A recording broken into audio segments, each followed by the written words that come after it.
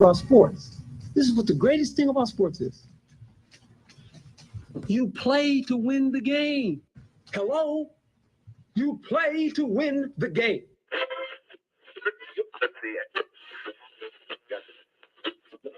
Winning isn't everything, but it's the only thing. In our business, there is no second place. Either you're first or you're last.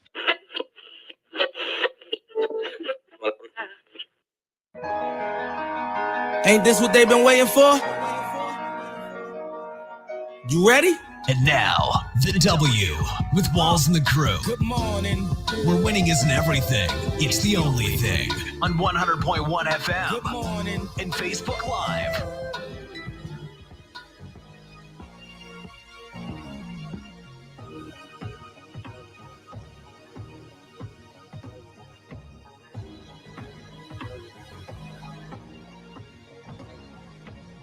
Good morning. Right back like we never left. Another Saturday morning with the W Show, Kansas City, talking sports and pop culture. If this is your first time checking us out, which I know it's a bunch of you people that are, it's your first time joining us, whether you're on YouTube, 100.1 FM, or, Facebook Live or Twitter. We appreciate you hanging out with us on your Saturday morning. You could be anywhere in the world, but you're here with us. Yeah. What's up, Q? Just the two of us. Just the two of us. Okay. All right. Is that weird? Like starting off serenading you? It is. Okay. It really is. It's kind of weird. Broderick's like, don't forget about me. Don't forget about me. Yeah. Lots been happening this week, man. How was your week? It was good, man. It was kind of slow because I did a lot of manual labor this week at the crib. Okay. Homeowner stuff. Yeah. I know you familiar with it. Mm-hmm. But now that that's passed, does it make you feel like an adult? Oh, and also, Broderick didn't tell me that he's the king of the jungle. You didn't know with all these cats. Oh, so I had that's his fault. Crazy allergic reaction going to his crib. Oh, did you? Yeah. I vividly wait. Slow down. You've got to alert people. What's that? That you have cats. Like that you got animal, like not only cats, but like, hey, I got a dog. I just want you to know I got a dog. Yeah, I vividly remember it was like one of the first meetings I was in for the show. Q heard my cats meow and he said, "Oh, you have cats?" I was like, "Yeah, I have two." Oh, well, clearly I forgot. And he was like, "Oh yeah, I know whose house I won't be going to." I remember him saying that. And I was like, "Yeah, I have cats." So now he's alerted. Well, yeah. That was during COVID time when we were just online, that was 3 years ago. Right. I don't know, man. But no, I walked in this house and I could just feel my lungs already collapsing, set ablaze. You got an EpiPen ready? Hey, I almost needed it, but I hope you got one. But yeah, I survived. Yeah, so from here on out, anybody comes to Broderick's house, hey, he has cats. Yes, got two of them, bro, and they be shedding. So that's on you. We got a lot to talk about today. Super Bowl rematch. I know you're happy about that. Mm-hmm. Okay, yeah. Mm-hmm. Chiefs, Eagles, Monday Night Football. We'll dive into that. Also, Deshaun Watson. I know there's some Cleveland Browns fans, also some Deshaun Watson fans that tune in every week. Mm-hmm. So we'll talk about his you got those demise. Who's the Deshaun Watson fan? Is it Mike? Yeah, who? I got a question. Q-Day. He like, he's a Deshaun Watson fan. That's right. He is, and some other Cleveland people that I like to troll on weekly on just some random Twitter banter or X banter, whatever you want to call it. It's Twitter. It's still It's Twitter. still Twitter. Okay, Okay, cool. Draymond Green suspended for 5 games. Yeah. We'll dive into that because Draymond, he's psychopath. We'll call it that. Broderick called him a psychopath for those listening. And then Johnny Manziel, he offers to help Texas A&M in any capacity. And then we have some Ring doorbell surveillance of Kelly Oubre, who said he got hit by a car this week. Yeah, that was weird. We'll talk about that and more, and we'll have our sneakers of the week coming up in about 30 minutes. Let's get to today's headlines. And now, here are the biggest sports headlines from this week. We bring them to you every Saturday morning on the W with Walls and the Crew on 100.1 FM and Facebook Live. So, in what's been coined as a Super Bowl rematch, the Kansas City Chiefs will take on the Philadelphia Eagles in a couple of days on MNF or Monday Night Football, whatever you want to call it. It's been 9 months since the Super Bowl, And we've seen both teams throughout the season, throughout, I think, what is this, week 10? Yeah, throughout the first 10 weeks of the season. Q, has much changed between either team? We'll start with the Eagles first.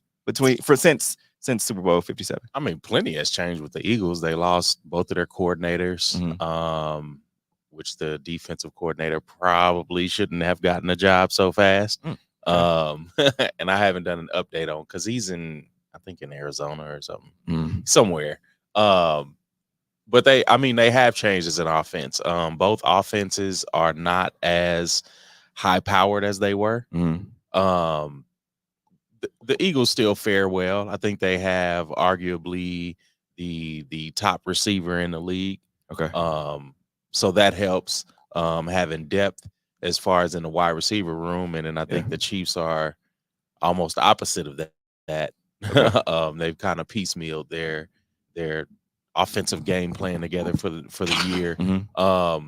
But I still think it's going to be a good game. I feel like the Eagles will win. I don't think it'll be a blowout. Okay. But I think the Chiefs have a tough time with the defense because Philly's defense is kind of rolling right now. So. Okay. I feel the same. Well, since we're starting with the Eagles, I feel like the changes I've seen with them is the fact that I don't think they have the continuity that they had last year. Yes. We talked about the coach, offense coordinator, defense coordinators. I just don't think that they have the continuity that they had. However, so much has been talked about the tush push, the short yardage plays. I think that's what killed the Chiefs last year. Just going back and looking at it. Jalen Hurts also, I think, ran the ball 10 times in that game. And I feel like they took the ball out of his hands a little bit. Also, you got to look at, you have A.J. Brown. You have the receivers that they have, some guys that are pretty fast and they can also catch. Definitely. I don't think that's changed at all. I don't think his connection between just those receivers has changed.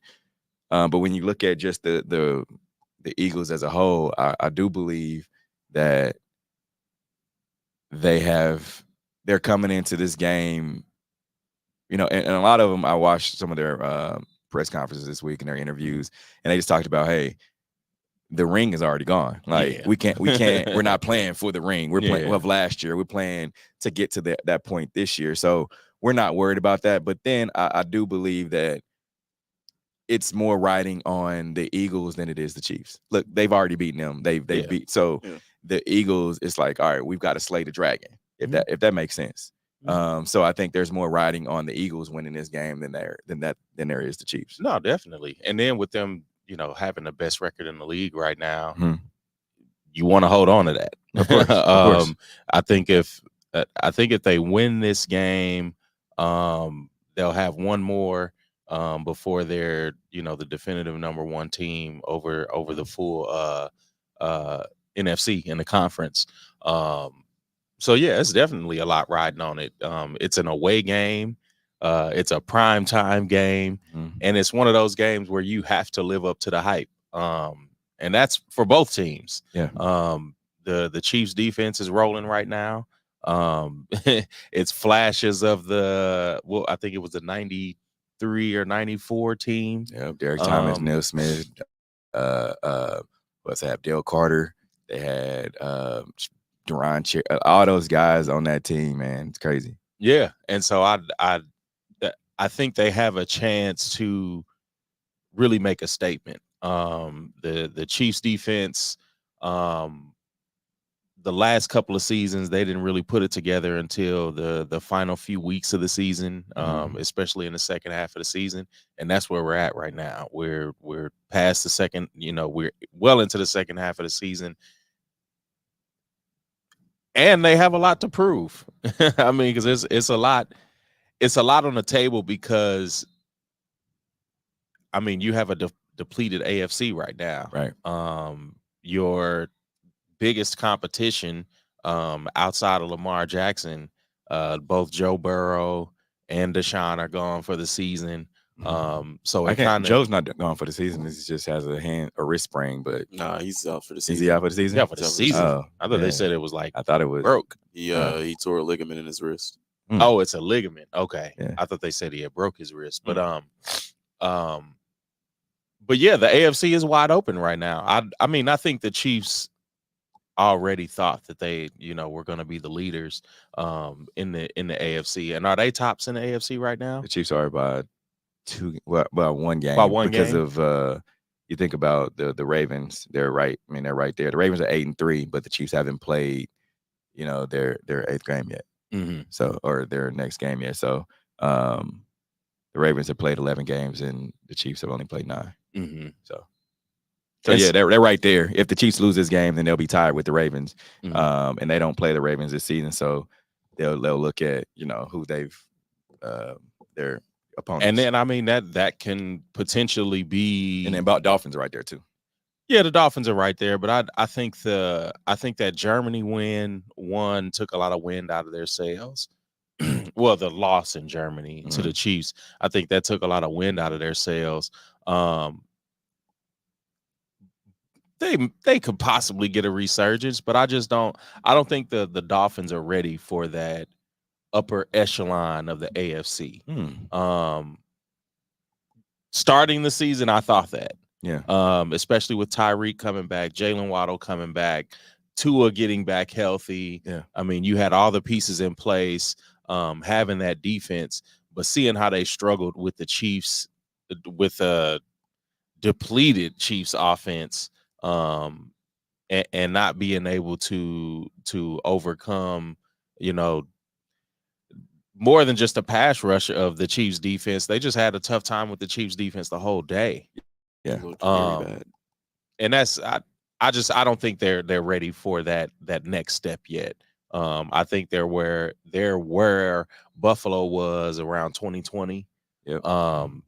And something has to happen to get over that hump. I don't know if it's Tua, I don't know if it's their defense, I don't know if it's play calling, and whatever it is. They just have too much firepower to be sitting at 6-3. I mean, of course, they're at the top of the AFC East, but I mean, who wouldn't be on top of the AFC East? And the crazy thing about it is you think about all these teams, and I mean, we talked about the Raiders. You think about the Dolphins, the Bills, the Jets.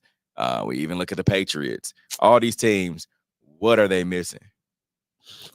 A quarterback. But also, but my point is, it just goes to show you how important. Like no matter if you got Tyreek Hill, no matter if you have Stephon Diggs, no matter if you have Jamar Chase, you got to have somebody to get him to rock. Like that just is what it is. Well, I mean that, and then you also need a quarterback that can play smart. You need a quarterback that's not going to turn over the ball. And last year, Jalen Hurts did a good job of protecting the ball. Mm-hmm. Patrick somewhat, but now both of them have kind of like flipped that on the head. Both of them are having turnover problems this year. I mean, we really don't.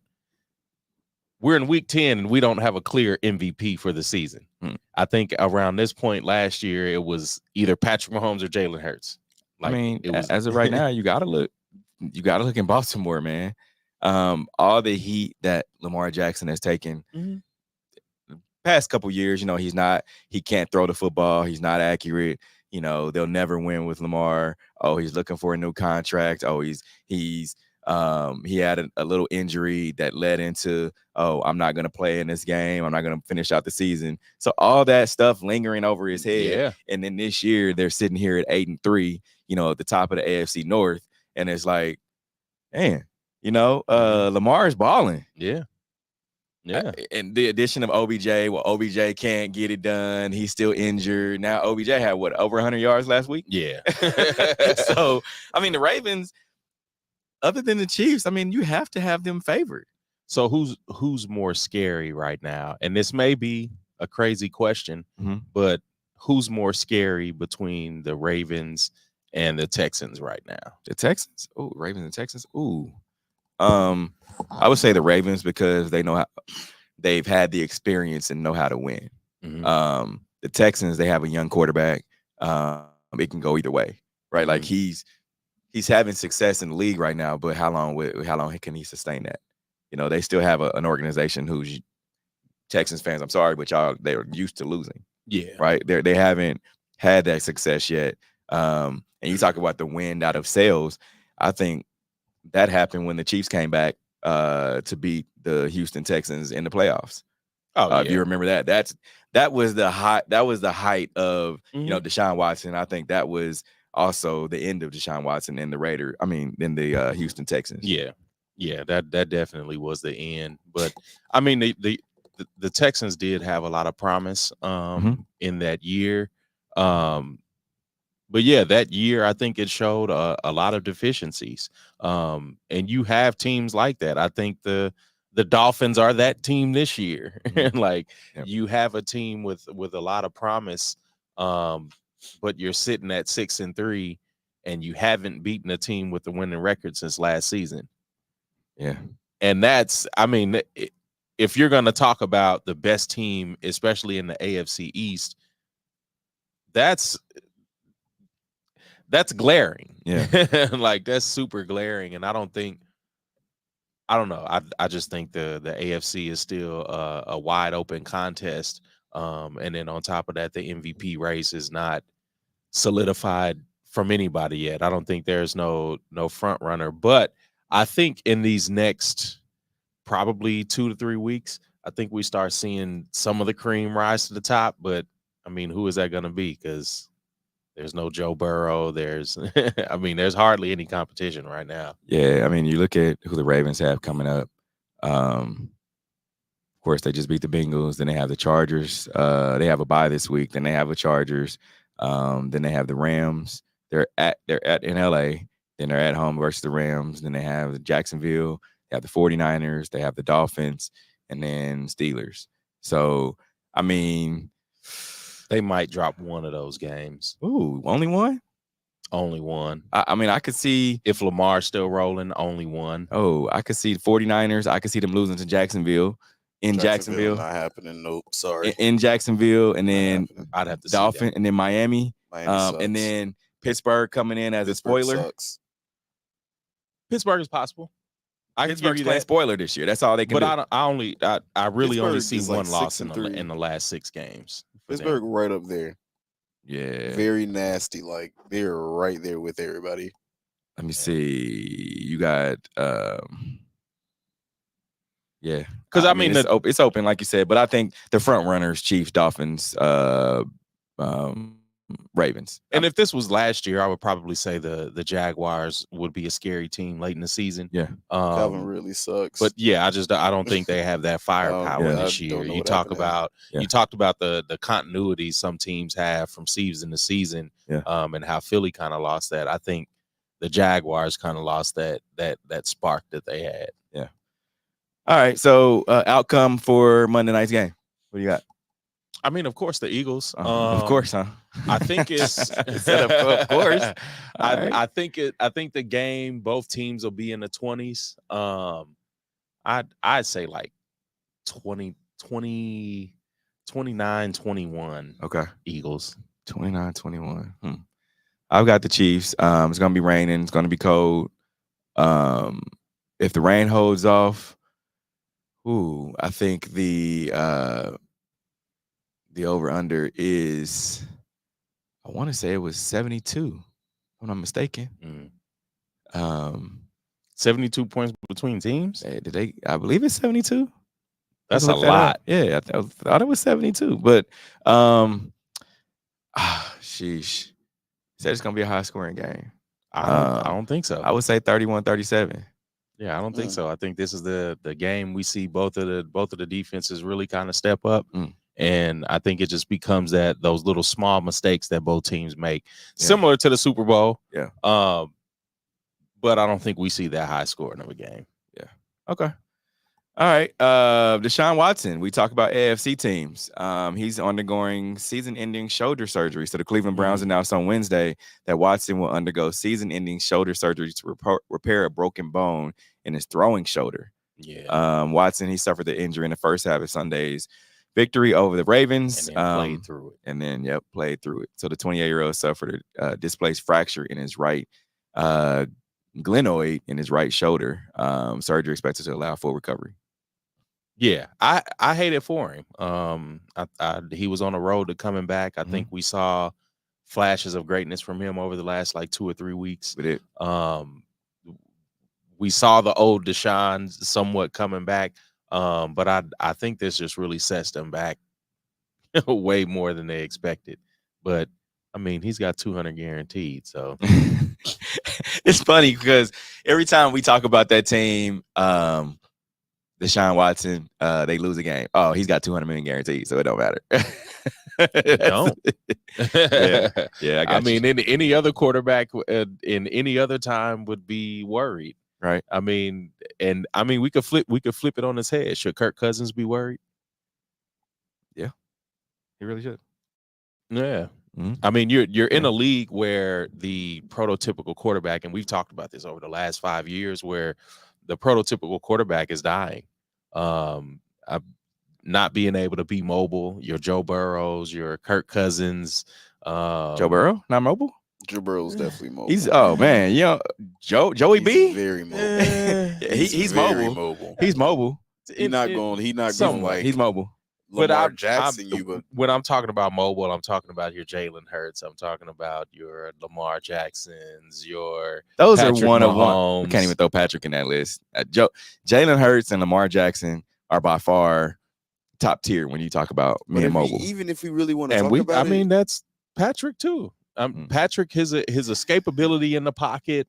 You don't see. He did say I'm faster than I look. You don't see Joe Burrow ducking and dodging in the pocket like this season, and that's only because this season. That's only because of his what did he hurt earlier this season? His knee, his calf.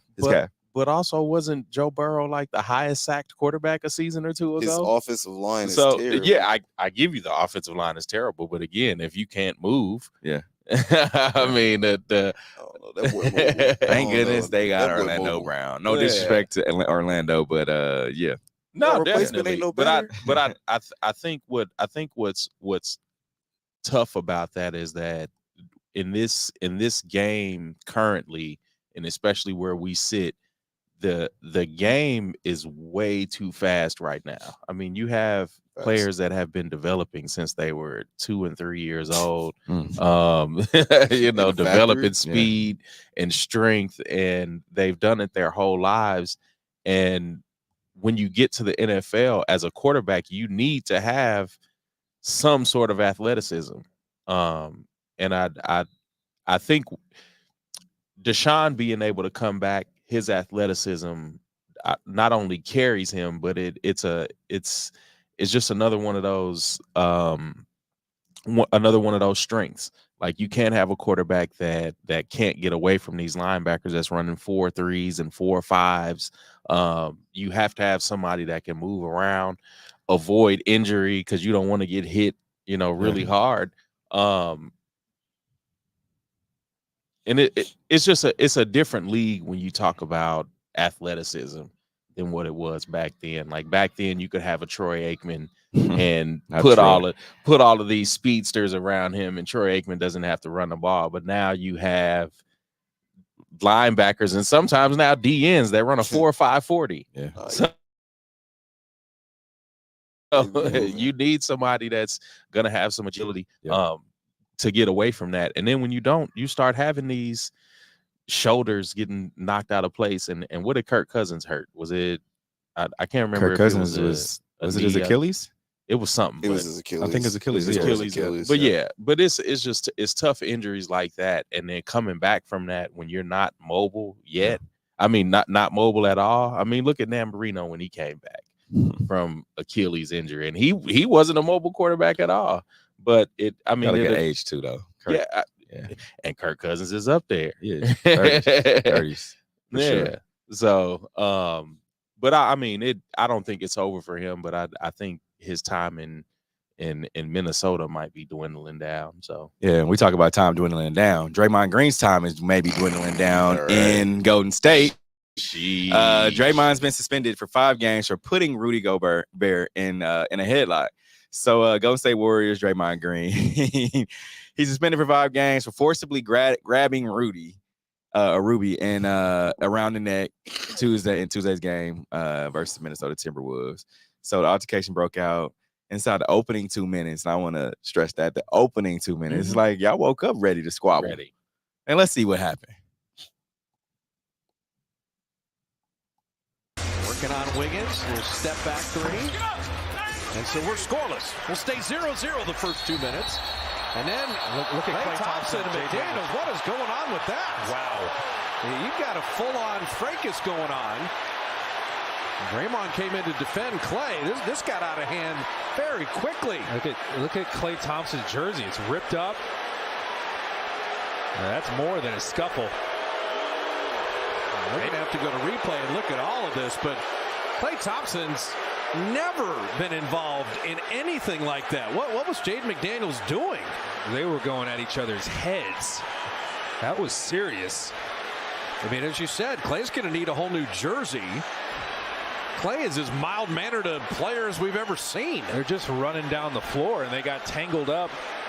I want to see who initiated it first, though. Here's a look at it. So they're kind of coming together. Klay's boxing him out, puts his hand on his jersey. Jaden McDaniels puts his hand on his jersey. Now they're swinging each other around. Gobert gets in there. Draymond's got him in a headlock. There's a lot happening here. Well, there were no punches thrown, which is good. In the NBA, it doesn't matter even if you make contact. If you swing at somebody, you're gone. So look at him on the left side over here. Yeah, they just... Klay had his hand on him, trying to like box him out, and then they were swinging each other around. Every team has an enforcer. The Warriors have Draymond. The reason Draymond went so demonstrably is that Gobert had Klay in a headlock. Yeah. And Draymond's not feeling that at all. So he's just pulling him off. We're not doing that. This ain't that. Klay and McDaniels going at it here, and then all of a sudden Gobert comes in, and Draymond's like, no. Yeah, it's chill out. And then Draymond. I think, I mean, it's a lot to unpack here. When you look at the whole Draymond thing, you got to understand that. Oh, let's start with the two fighting first. Klay. Like the announcer said, Klay doesn't really get into it. Like Klay, he'll get into going back and forth or whatever, but he never tries to put hands on people. Is there any history between these two teams? Between Minnesota and Golden State? Not really. I mean, Minnesota hasn't really been a force, for a while. You know, they're just like a little scrappy team, and you got Anthony Edwards. Of course, Rudy Gobert. We remember what happened with him during the COVID situation, and then some of the words that he's had, from other people, and then you see people talk on Twitter that Rudy Gobert deserved it, just stuff like that. But when you look at what happened with Draymond and Rudy Gobert, it's like Rudy went up to grab Klay. It's like he's not your teammate. You don't grab somebody that's not your teammate. Nah, yeah. And then that's when Draymond ran up. And so Draymond's getting a lot of the flack because of his past. Had Draymond, what was he supposed to do? Just run in there and just, break it up, guys. Break it up. No, he's going to run in there like the enforcer. Yeah, we saw him punch his own teammate. Exactly. Exactly. So you've got to stick with who you are. Yeah. And I mean, Rudy Gobert just seems like he never reads the room. There it is. He's a guy that just never, and I mean, maybe it's because he's foreign, because isn't he French or English or something? Yeah, but still, he know better. He's been playing basketball a long time. Yeah, you've been playing, but sometimes there's cultural differences. He's been in America a long time. He's been here a long time. Yeah. But I mean, even the COVID thing, like touching all the mics and doing like all the extra with that. Yeah. Like that. He just doesn't read the room well. And sometimes you get those rude awakenings. Like, Rudy Gobert is becoming the butt of jokes. But I was wondering if there was some history between the two teams, because that seemed a little chippy. Yeah. Like I don't, and for it to not be a point scored yet, and you already like tugging and tearing jerseys and all that. Like, what is the play-in tournament that heated right now? Yeah, I mean, you've got guys, and I heard Dame talk about this earlier this week. You've got guys that you got the top tier guys, and this is what Dame said. He's like, you got myself, you've got the other top guys on my squad, and we've all made our money. Like, we're making our money. But what about the guys on the bottom tier? He said that money can change lives. He said also for our coaches get a percentage of that. Like, so we're trying to go out there and win because it means that much to us to make sure that we're taking care of everybody else. So you think this is what the NBA wants early in the season? Yes, no doubt. Okay. They want not only these guys to not sit out, miss games, and they want the interest from the fans. Mm-hmm. So by this, and this is what I said, a little side note, but this is what I've been talking about women's basketball. This is what they need. Some, not the theatrics, but just a little physicality to make people want to watch it. Yeah. So, I mean, NBA loves it, no matter what they're going to say. The scapegoat, I guess, is Draymond, but, that's what they want. Yeah, and I mean, because Draymond doesn't have a governor on his antics. No doubt. He's going to say what he wants and do what he wants. Yeah, and that's going to be year round. Yeah. But I'm trying to remember a time where we saw the NBA this chippy early in the season, and it was teams that didn't have any history. Like, I'm thinking there's like the end of last season. I thought maybe Cat or somebody had some words with each other, but even still, for this Carlton Towns don't say nothing to nobody. Okay. He didn't even want to run up in there and break it up. Like, you got this big guy messing with your going to put your teammate in the head like, Cat, where are you at? And you switching Gatorade. But we got Johnny Manziel. He's offering to help Texas A&M in any capacity after Jimbo Fisher firing. So former Texas A&M star Johnny Manziel believes he can helped the Aggies football team in his next chapter of the program, fired their head coach on last Sunday. So the 2012 Heisman Trophy winner tweeted on Monday that he is willing to support the team in any way he can. Fisher was dismissed with a 45-25 record in 6 seasons with the Aggies, who are now 6-4 this season. Johnny Manziel tweeted, I have faith in the @Tamu leadership to put somebody in place to get us where we need to be. The pieces for success are in the building. However, I can help in any capacity. I would love nothing more, with the thumbs up emoji. What is he gonna help with? Money, NIL deals. Okay. I mean, is Johnny Manziel still that cash cow though? I think the family name is in Texas. Didn't his family own like a car dealership or something like that? Right. I mean, because his family already had money, right? Yeah. So, if anything, does he? I don't know if he still has those relationships or not. But I mean, he has the to name still rings in that area. Yeah, he has to still have them. Yeah. I think he did well enough for that university. But again, what is he gonna help with? Something. I mean, if it's a goal to show your quarterback how to throw to the other team, I mean, that ain't it. He probably losing. He probably could help with that. Yeah. But I don't know what else he's gonna help with. All right, so video surveillance hasn't shown a hit and run involving 76ers Kelly Oubre Jr.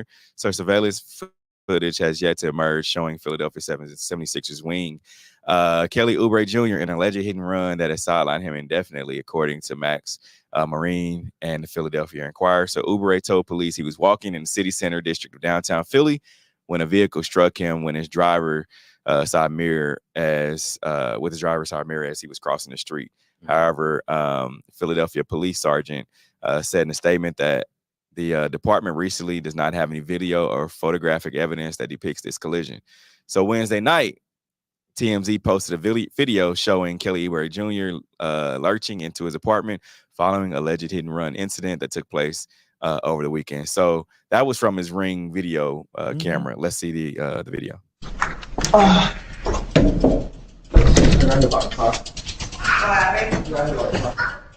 For real, Kenny?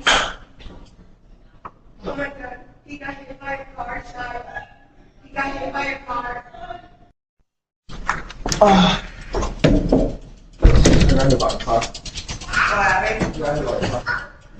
real, Penny?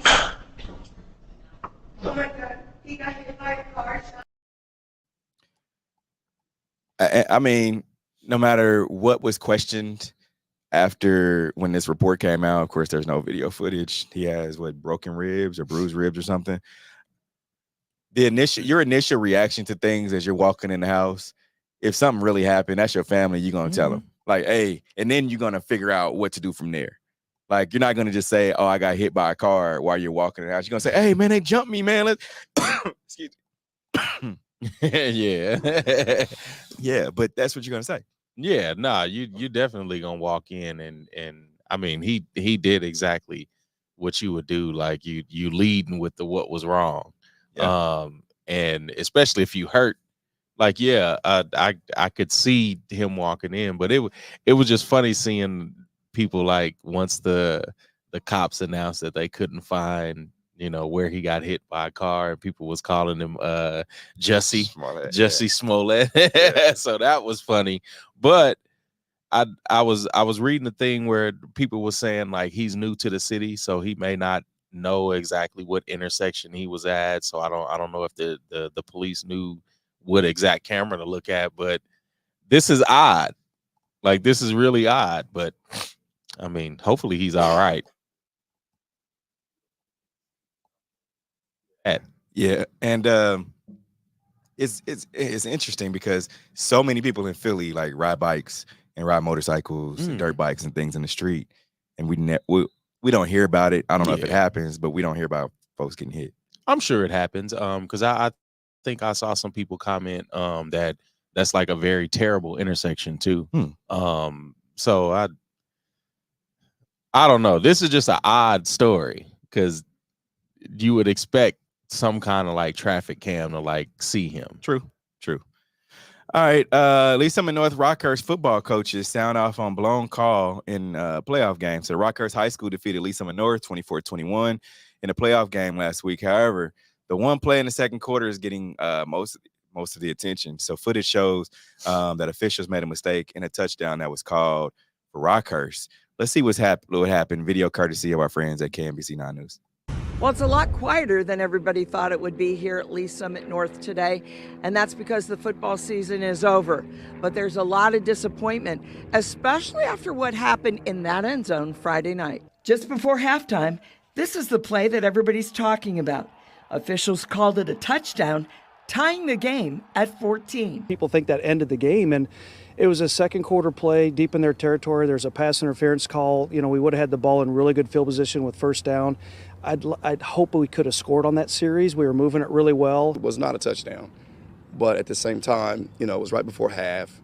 We played a whole football game after the whole second half after that. So, and we even took the lead at one point in the third quarter. And so, kudos to them.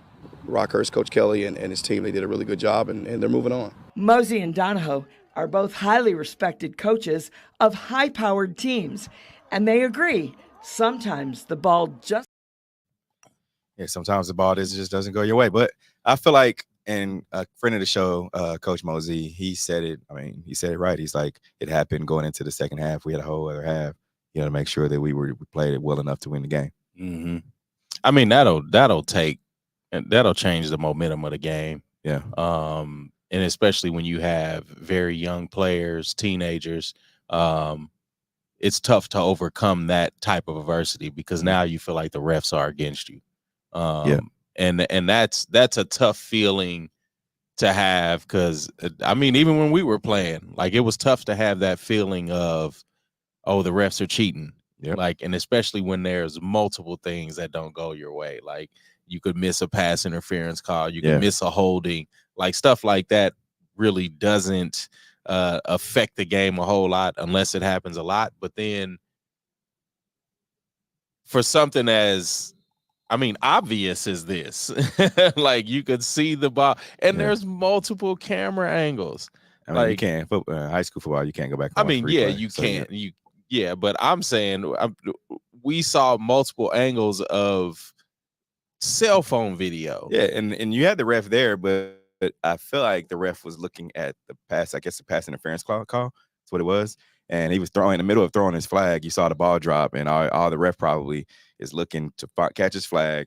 And a split second is probably what he missed. However, there's other refs. I believe that was the white hat, the back judge. He's the one that was calling it incomplete.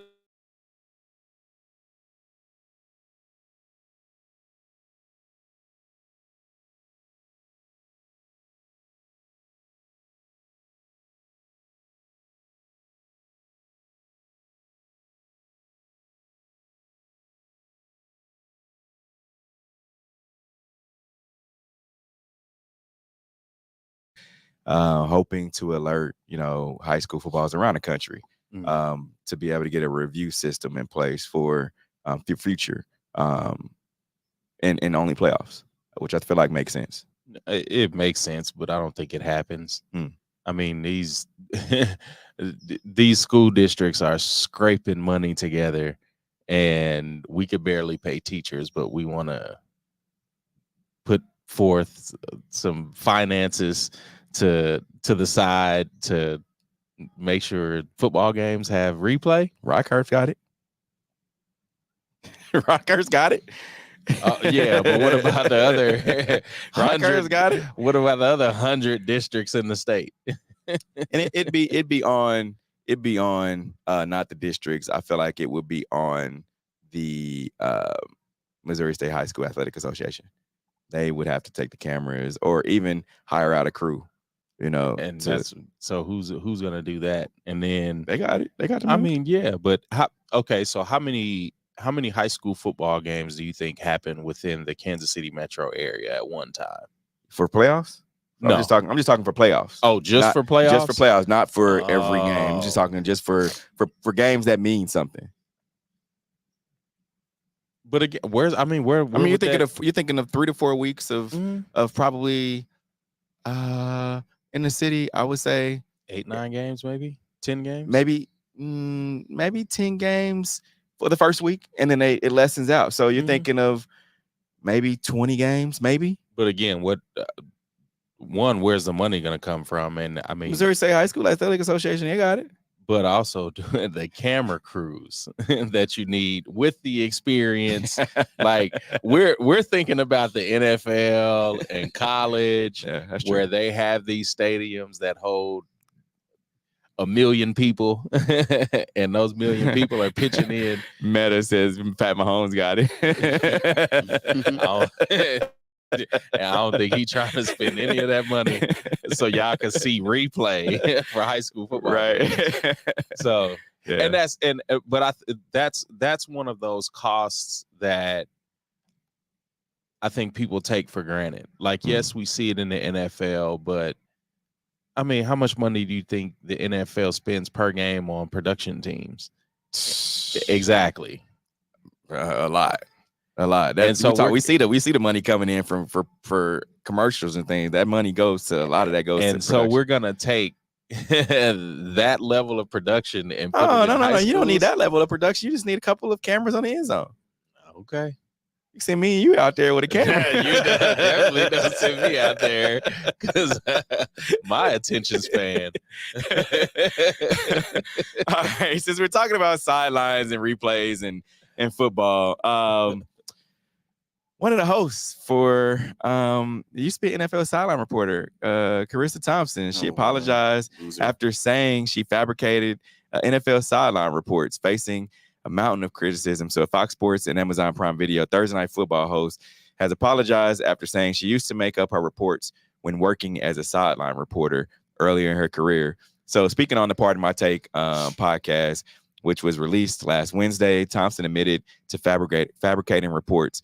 So she said sideline reporters relay information they have received from players and coaches throughout NFL games to provide additional color for broadcast. So let's hear what she had to say because there's a lot to unpack.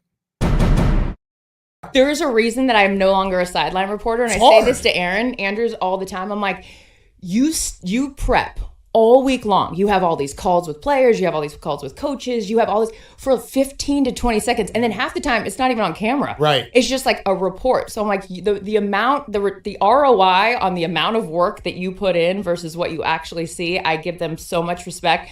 And there's a reason that I don't do that anymore either. Yeah, I would just freeze every time they sent it to me. Be like, wait, I'm on? Okay. And they'd be like, all right, that's all the time. Time's up. Yeah. Joe, back to you. The details with like how you hold the mic. Each reporter's got like a different grip on it. Do I go 2 finger? Do I go 3? Do I do the extended pinky?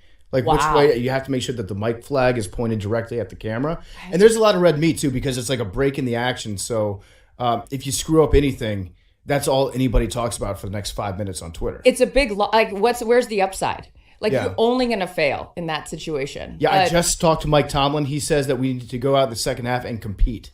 I've said this before, so I haven't been fired for saying it, but I'll say it again. I would make up the report sometimes because the coach wouldn't come out at halftime or it was too late. And I was like, I didn't want to screw up the report. So I was like, I'm just going to make this up because first of all, no coach is going to get mad if I say, hey, we need to stop hurting ourselves. We need to be better on third down. We need to stop turning the ball Pressure over. the quarterback. Exactly. and do a better job of getting off the field. Like they're not going to correct me on that. Right. So I'm like, it's fine. I'll just make up the report. Thoughts? I mean, it's a lot. I'm weak at the comment. A lot of people are acting like it doesn't matter. Anything with me. That's crazy. But when you're in journalism, you have to accurately report. But I mean, I'll take this moment to give a round of applause to the most important Taylor in football, and that's Taylor Rooks. Just for how well she does the job on those Thursday night broadcasts. But with all of that said, I mean, when you have your Pam Olivers, your Josina Andersons and things like that, like the bar for entry is a lot higher for Black women in media altogether. And for her to come on there and to say like she just made up stories, like, then why do you have a job?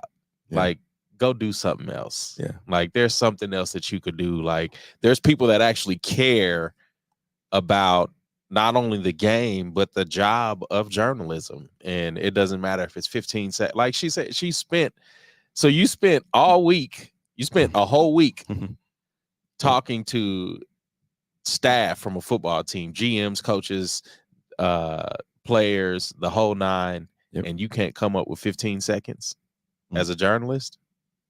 Yeah. And it's more or less when she talked about when they go into halftime, of course. And for people that don't know what sideline reporters do, you know, they are supposed to paint the picture of things that we cannot see on, or just the general public cannot see on camera during the game. So if we talk about Joe Burrow, let's say Joe Burrow, you know, he hurt his wrist. Well, they have a earpiece in their ear and the mic, and they're able to talk directly with the truck. The truck then relays the message. Well, Charissa Thompson said, you know, Joe Burrow has a wrist. Let's pan the camera on his wrist. And she's talking to them while we're not even hearing any of that. That's painting the picture. And then fast forward to halftime. So after coming out of halftime or during halftime in the tunnel, they're standing there. They're able to talk to the coach before they go out to the field. Like, hey, Andy Reid, what can you do to, you know, get a win, you know, after halftime? What are you seeing? Coach Reid will say, oh, we need to do things on third down. We need to do Patrick Mahomes need to do blah, blah, blah.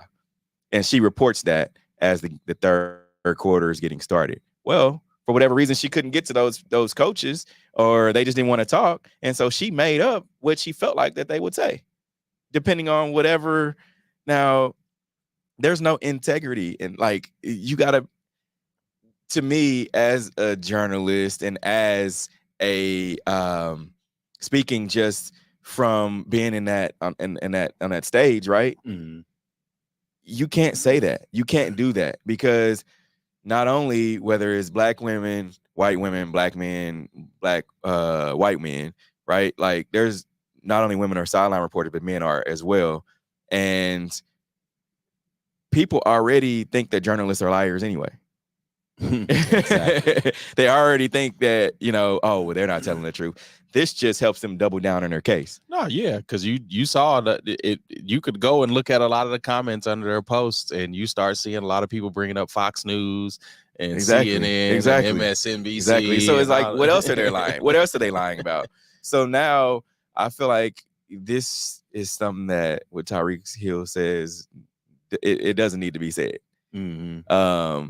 So I really do think that she's going to take some heat, and the heat that she's taking is what she's supposed to get, right? Because this is something that it takes away from actual journalism. And the weirdest thing is, I don't know if she's employed or. Oh yeah, she works for Thursday Night Football. Like she's the host. So she's still working. Oh yeah, she's still. You'll see her next Thursday. I mean, she shouldn't have a job, but I mean, yeah, I mean, and the thing about it too is, and we've seen some of the sideline reporters come out and say, "Man, it's taken away from us. Like this is taken away from what we actually do because we aren't doing that. We're going to get to the coach, and we're respected enough to get to those coaches and talk to them during halftime." And I think that's the word I was looking for when I started going down the line of like naming like Black women, because it's that respect. Yeah. I think as a journalist,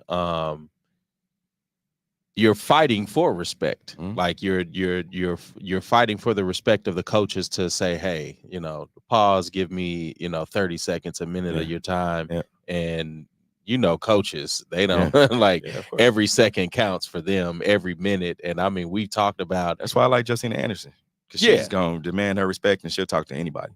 And that's not an easy thing to do, especially when women in the game of football, it's the respect is hard to come by.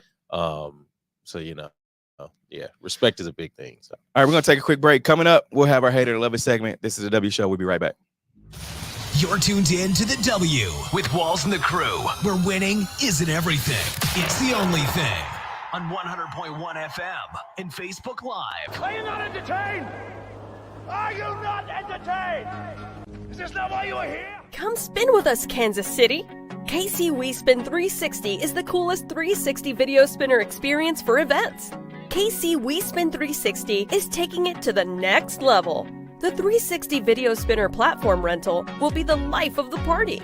Everyone will be talking about their 360 video experience while bragging about it on their social media pages. The captivating slow motion and reverse effects will have your guests feeling like celebrities. The KC WeSpin 360 video spinner can capture slow-mo videos, GIFs, and boomerangs from every angle. Specializing in corporate events, weddings, social gatherings, bar bat mitzvahs, school events, and fundraisers, KC WeSpin 360 can be found online at kcwespin360.com. Come spin with us, Kansas City. Your loved ones matter the most. Take the burden away by pre-planning personal arrangements that fit you and your family perfectly. Golden Gate Funeral and Cremation Services will be here to comfort your family and take special requests. Plan and feel confident your loved ones will be less stressed and can console each other in their time of need. We will be here when you need us at 816-231-GATE or visit kcgoldengate.com. Exchanging your grief for a golden experience. Football fans, you can't spell gate without Gates, and great tailgates start with Gates sauces and seasonings. Named synonymous with mouth-watering tailgates.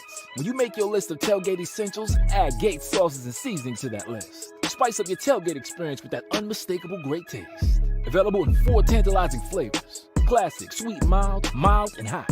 Find it at your local grocer, and if you don't see it, ask for it. Visit GatesBarbecue.com to purchase any of the great sauces and seasonings.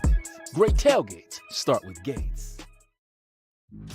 You're tuned in to the W with Walls and the Crew, where winning isn't everything. It's the only thing.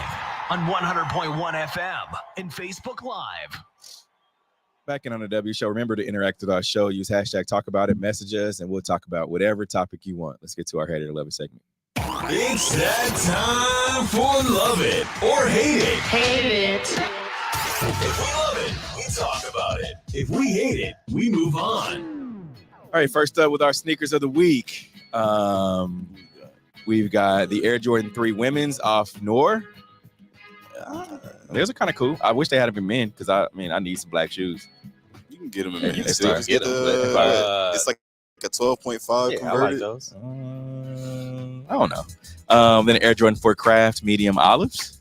I actually like Those are these. cool. Do you? I just don't like the actually fabric. like these. Yeah. No, I like the fabric. That's the thing I like about it. And my favorites of the week: Nike Dunk Low Anthracites. Those are pretty fire. I like the Really? bottom. Those are The bottom's really cool. Yeah, they fire. Another black and kind of grayish shoe. And then the DTLR and collab with with New Balance 9060 fire signs. I'm a New Balance guy, like so these. those are hard. All right. You like those? I'm a New Balance guy. I don't. Roderick's a low-key Chiefs fan, but it's okay. How does that even correlate? They're red and yellow, red and It's yellow. more orange than anything. Yeah, that's orange, Steve. I know. I mean, you got a little bit of yellow. Yeah. Got a little bit of yellow. Reach. Anyway, Tom Brady, he bet CJ Stroud Yo. that Michigan will beat Ohio State, and if he loses, he will give him one of his Super Bowl rings. So NFL legend Tom Brady made a bet with Texans rookie CJ Stroud. If Ohio State beats Michigan next Sunday, Stroud will get one of Brady's 7 Super Bowl rings. If Michigan beats Ohio State, Brady said he wants to receive CJ Stroud's youth, agility, 40 time, and future years in the NFL. Hey, let's go Michigan. It's like making man. a deal with the devil. You taking that bet? No. Let's go Michigan, man. All right, Trevon Diggs wants his brother Stephon Diggs to move on from Buffalo after 14 after loss. So Bills Trevon Diggs said that 14 got to get up out of there. Hate it or love it. I love it. I love it too. Yeah, I'm sure you do. He's only using his brother as a go because I'm sure you're not gonna say anything that's gonna be detrimental to the team. Look, because I've been saying the same thing about Justin Jefferson. Free him. Okay. Jason Tatum's dad takes over NBL team, and he's gonna be their head coach. Hate it or love it. That's cool. Yeah, that's cool. Yeah, I like that. Love it. All right, Eagles wide receiver A.J. Brown said he's shocked upon learning his nephew's favorite NFL player is Vikings wide receiver Justin Jefferson. So a couple of weeks ago, Brown posted that his nephew prefers Justin Jefferson over him. And he said that's a low blow coming from a family member. Jefferson, he said somebody's going to have to buy this kid his Christmas gifts this year. Hate it or love it. I love it. Yeah, that in family rivalry. I love it. All right, so Miami Heat hired franchise cornerstone Udonis Haslem as vice president of basketball development. Man, let it go. They made Sit up a position, down, bro. Cool. Yeah, I mean UD, he's Mr. Basketball in Miami. I feel like Keep those checks coming. I get it. Sit down. You've been getting them for almost 20 years. All right, so roof collapses at arena of Tiger Woods and Rory McIlroy's new indoor golf league in Florida. So a new indoor golf league backed by Tiger Woods. And Rory isn't off to the best start. The roof collapsed because of a power failure. Sheesh. That's bad, especially when you just open. Yeah. So yeah, sets that project back. I know the investors. Of course it did. Of course it Eat did. That's right. We appreciate everyone who joined in on today's show. Remember to interact with us, use hashtag talk about it, and we'll talk about whatever topic you want. And we want to say happy Thanksgiving because we'll be back next Saturday, which is after Thanksgiving. Yeah, definitely. We should be excited. We should all be full and maybe bring some leftovers to the show. I'll pay great money for a pan of dressing. All right, until next week, we're out of here. Peace. The views and opinions expressed on the W Radio Show by the host, co-host, guests, and call-in listeners are solely the opinions and responsibility of the original source who expressed them. They do not represent the opinions of the W Show, 100.1 FM, One Kansas City Radio, Sideline Sports Talk, Team Wall Street Foundations, or affiliates.